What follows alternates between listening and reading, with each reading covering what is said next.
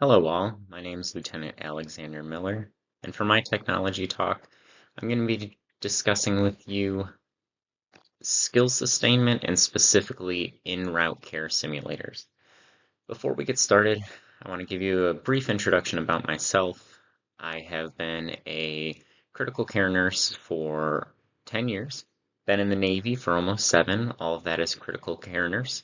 I received my in-route care training a little over 2 years ago, and I've done in-route care on 2 separate deployments, one of which including having taught in-route care to foreign forces and U.S. Armed Forces as well.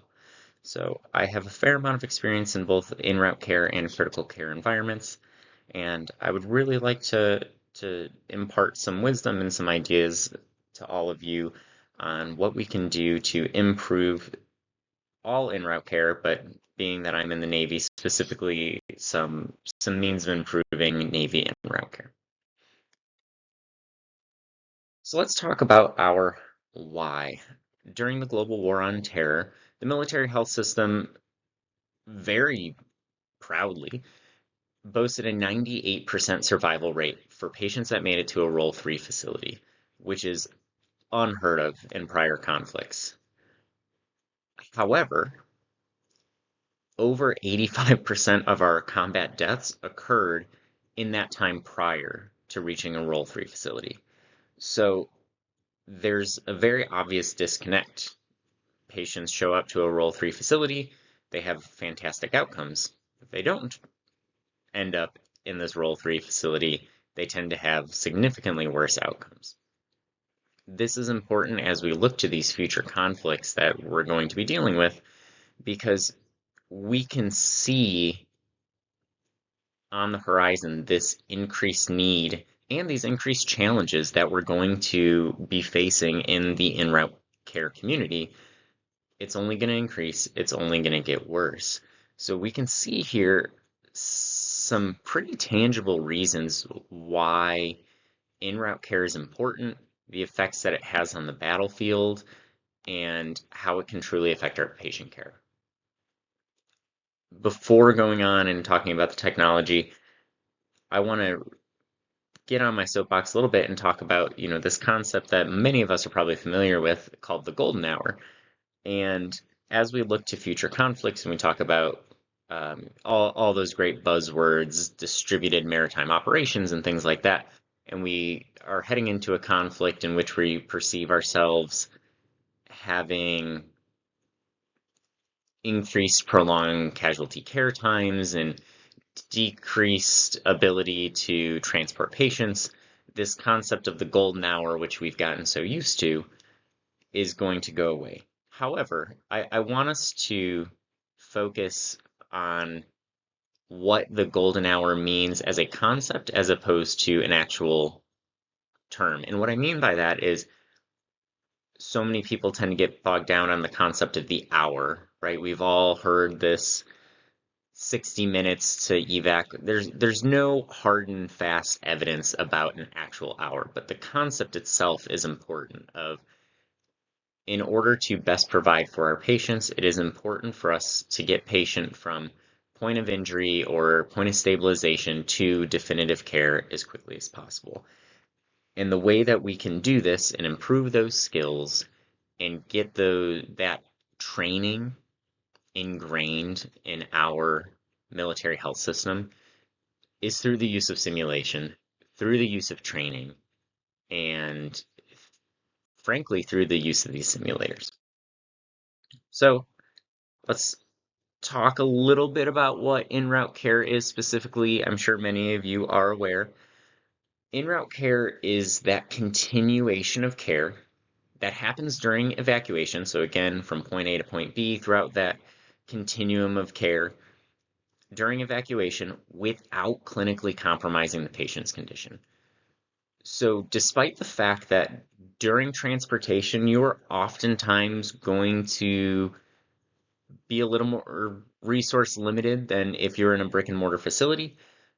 But the idea of in-route care is when you're moving those patients from point A to point B, you are not putting them in a more detrimental position than where they started. You want to maintain an equal level of care to help prevent decompensation.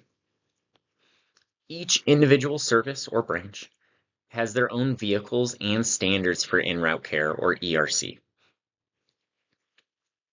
I'm not going to get into each of them.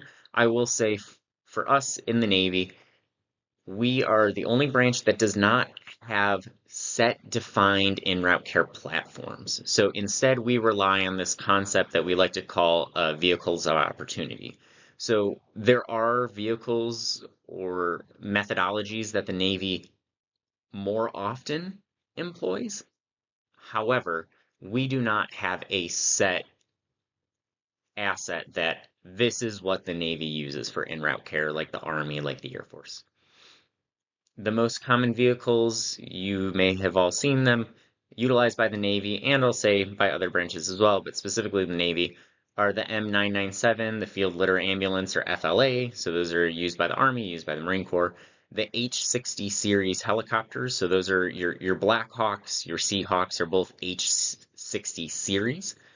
And then you have the CV-22, the Osprey. Those are typically reserved for greenside units. You can sometimes see them on the fleet surgical teams as well. Alrighty, so we've talked about en-route care. Let's talk about these simulators, the entire point of this talk, right?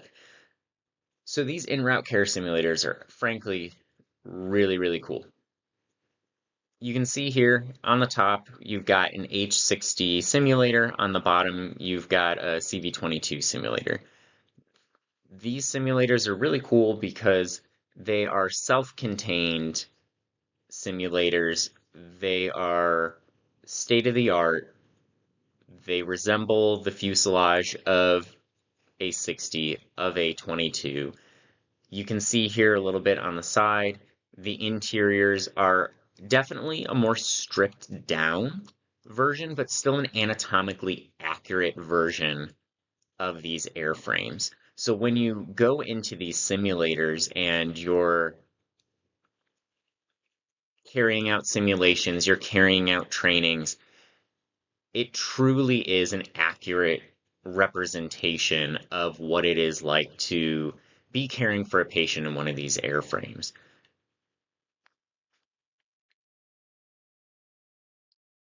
What does this have to do with modeling and simulation? Kind of touched on it previous, but they can be used for training. Fleet surgical teams, greenside commands, and frankly, anyone who goes through JEC, which is the Joint En Route Care course, so obviously joint course, specifically made to teach en route care. JEC itself, which is again the main training course that we utilize in the Department of Defense, uses these helicopter simulators. Very high fidelity. They have the ability for audio-visual hookups. You can have communications hookups. They're state of the art. They're used for training all over, and they have a great ability to incorporate other technologies in order to maximize simulation experience. You can bring high fidelity mannequins in and operate these high fidelity mannequins on the same tablets that you can utilize to run the actual simulator itself. They're really great.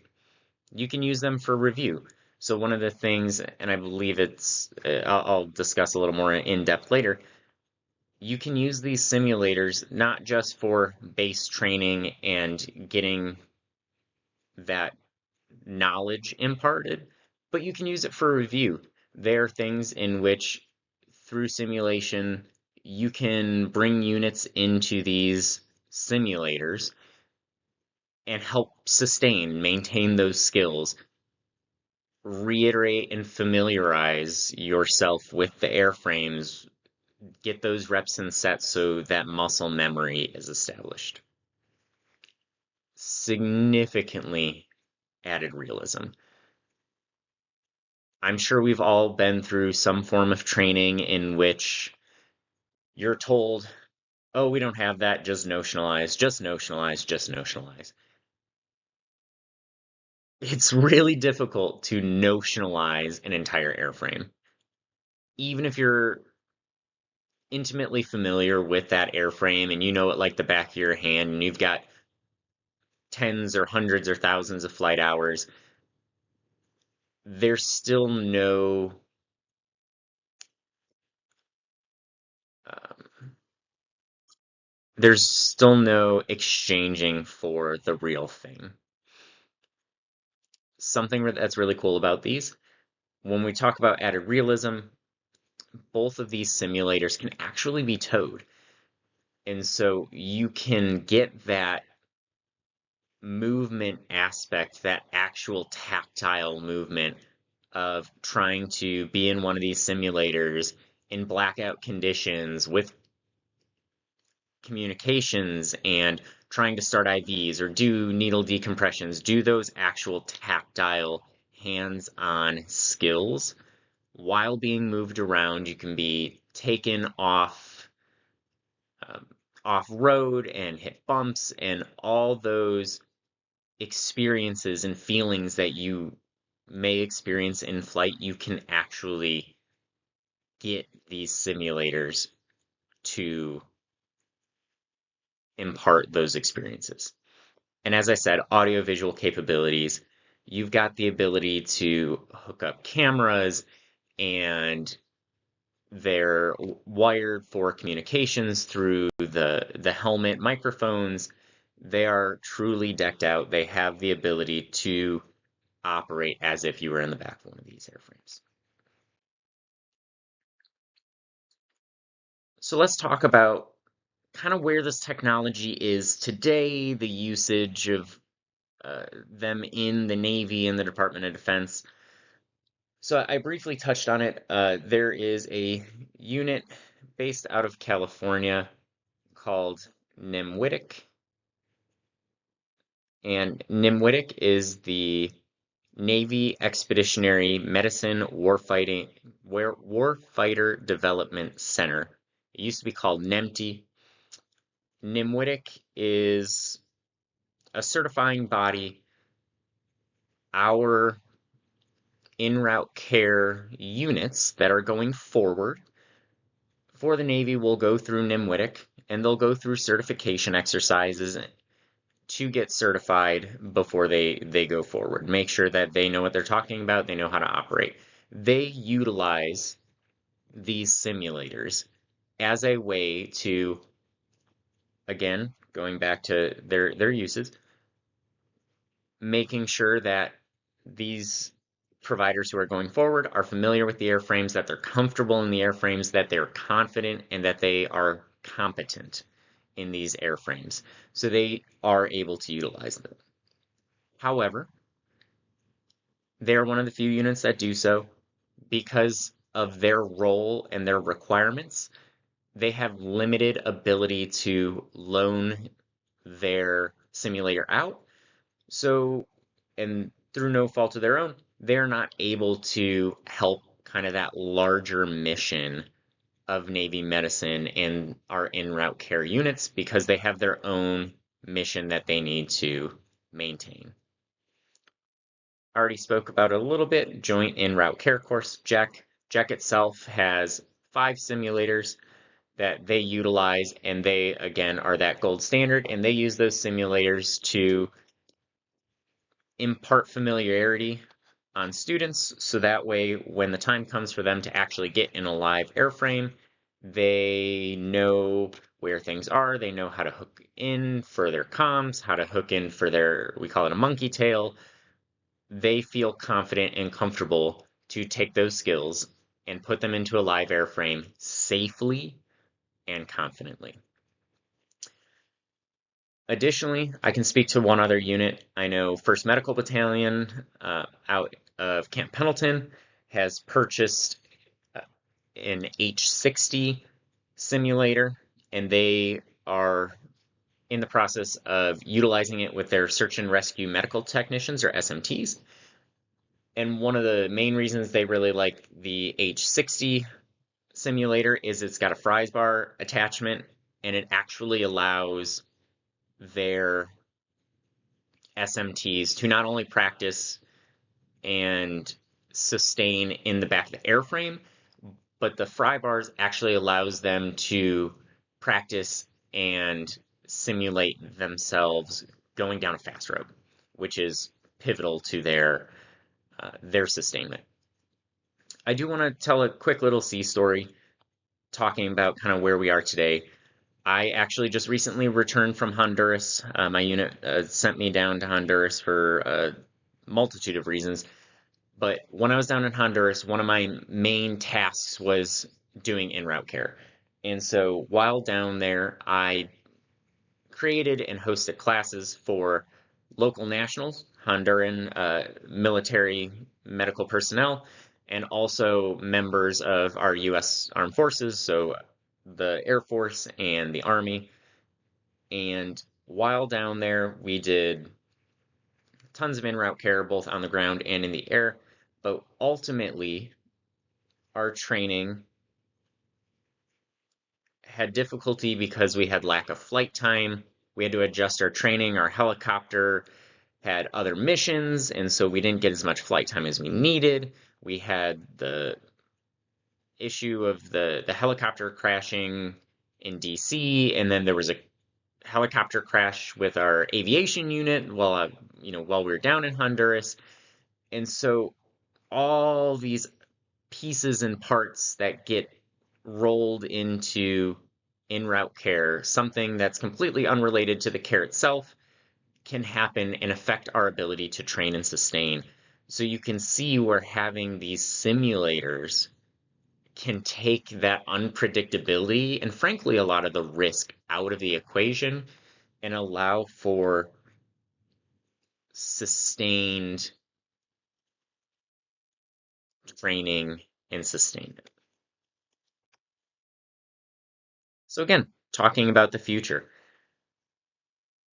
things going forward that these simulators can be used for. There's a lot of talk, especially with the United States Air Force research unit, talking about integrating these simulators with virtual reality. So that way, yes, you can have high fidelity simulators, but now we can affix virtual reality goggles or an Oculus and fill in some of those gaps of we call it slick, that slick down, barren back, and put more things and load specific scenarios and things of that nature. So virtual reality is definitely going to be in the near future.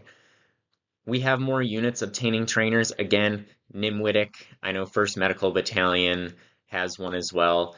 As far as I'm aware, those are the only 2 major Navy medicine ones, but I have heard rumblings through the ERC community that there are others that are possibly going to non-Navy units as well. And we can get a lot of use out of this. The Navy itself is going from these large MTF-based units to smaller, more operationally focused units. We've got the ERSSs, the Expeditionary Resuscitative Surgical Systems. We have the ERCSs, the En-Route Care Systems. The Marine Corps units, so the medical battalions, are purchasing billets for more SMTs, those search and rescue medical technicians. They have their own en-route care programs themselves, and now the fleet surgical teams are using more en-route capabilities. So as the Navy gets more focused on these small en-route care capable units that are more operational, more lightweight, more maneuverable, that R2LM, Roll 2 Light Maneuver, it is going to be pivotal and vital for the Navy itself to be able to have the capability to train and sustain so that these units can carry out the missions that we need them to.